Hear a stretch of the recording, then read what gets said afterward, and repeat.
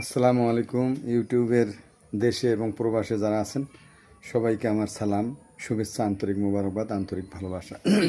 প্রিয় দর্শক মণ্ডলী, আপনাদের সালাম জানাইতেছি। আসসালামু আলাইকুম রহমতুল্লাহি ওয়া বারাকাতুহু। প্রিয় দর্শক মণ্ডলী, তিন ব্যক্তির উপর আল্লাহ রাব্বুল আলামিন কঠিন গোস্বা হন।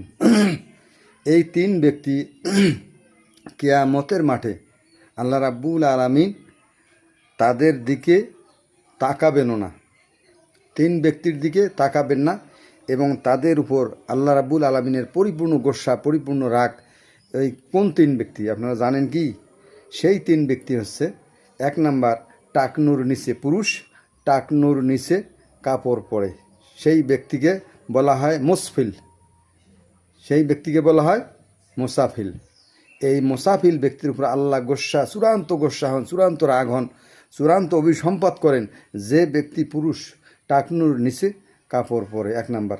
দুই নাম্বার হচ্ছে যে ব্যক্তি দান করে খোটা দেয়, কাউকে কিছু দান করে খোটা দেয়, তাকে বিভিন্ন কথা বলে খোটা দেয়, সেই ব্যক্তির উপরে আল্লাহ চূড়ান্ত গোস্বা, চূড়ান্ত রাগ এবং কিয়ামতের মাঠে তার দিকে ফিরেও তাকাবেন না।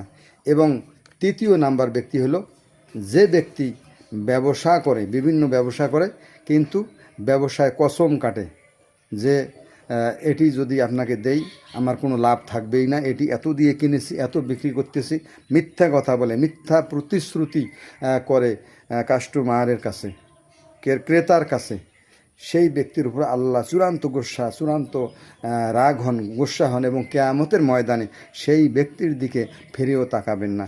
তাহলে প্রিয় দর্শক মণ্ডলী, তিন ব্যক্তি, যে টাকনুর নিচে পুরুষ কাপড় পরে, দুই নাম্বার হলো দান করে খোটা দেয়, তিন নাম্বার ব্যক্তি হলো ওই ব্যক্তি যে ব্যক্তি ব্যবসায়ের ক্ষেত্রে ব্যবসা করতে গিয়ে কসম কাটে।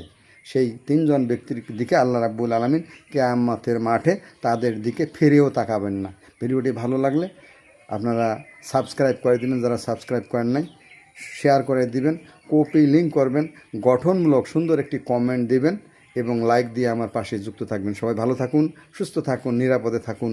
আসসালামু আলাইকুম ওয়া রাহমাতুল্লাহি ওয়া বারাকাতুহু।